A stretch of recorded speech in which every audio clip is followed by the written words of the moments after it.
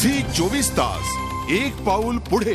शिक्षण हक्क या कायद्याला हरताळ फासल्याचं चित्र आहे। आरटी अंतर्गत उपलब्ध झालेल्या जागांपैकी तब्बल 75% जागा रिक्त आहेत। विद्येचं माहेरघर अशी पुण्याची ओळख, मात्र विद्येच्या या माहेरघरातच शिक्षण हक्क कायद्याची गळचेपी होती। शिक्षण हक्क कायद्यानुसार शाळांना प्रवेश क्षमतेच्या 25% जागा गरीब विद्यार्थ्यांसाठी राखीव ठेवायच्या आहेत। मात्र आरटीई अंतर्गत उपलब्ध झालेल्या जागा रिक्त कशा राहतील याकडे शाळांनी जास्त लक्ष पुरवल्याचं दिसतंय। पुण्यात एकूण 866 शाळांना आरटीई कायदा लागू आहे। या शाळांमध्ये 79,992 जागा आहेत।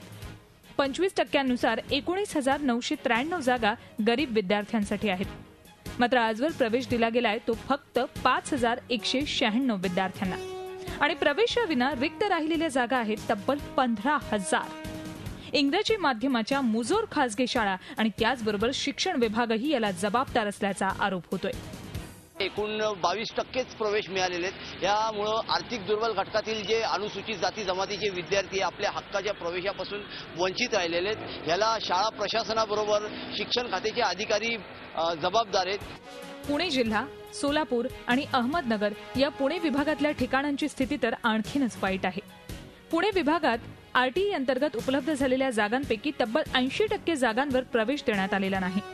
शिक्षण विभागानं मात्र या प्रकरणी महसूल विभागाकडे बोट दाखवले। प्रवेश संख्या आहे 20, पण मुळात मुलंच जर त्या ठिकाणी 5 पोहोचलेली असेल तर म्हणजे त्या 15 जागा त्या रिक्त राहिलेल्या आहेत। मग अशा रीतीने जागा रिक्त राहण्याचं मुख्य कारण जर पाहायला गेलं तर मुलांना 1 लाखाच्या आतलं उत्पन्नाचा दाखला मिळत नाहीये, आणि त्यांचा राहण्याचा जो पत्ता आहे त्याचा जो ऍड्रेस प्रूफ लागतो तर तो ऍड्रेस प्रूफ आपल्याला त्या ठिकाणी मिळत नाहीये। आरटीई अंतर्गत जून अखेरपर्यंत प्रवेश देता येणार आहेत।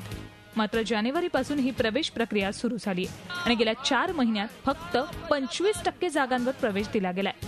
त्यामुळे आता एका महिन्यात 75% जागा कशा भरणार हा महत्त्वाचा प्रश्न आहे। पुण्याहून नितीन पाटोळेसह bureau report, Zee media, Mumbai.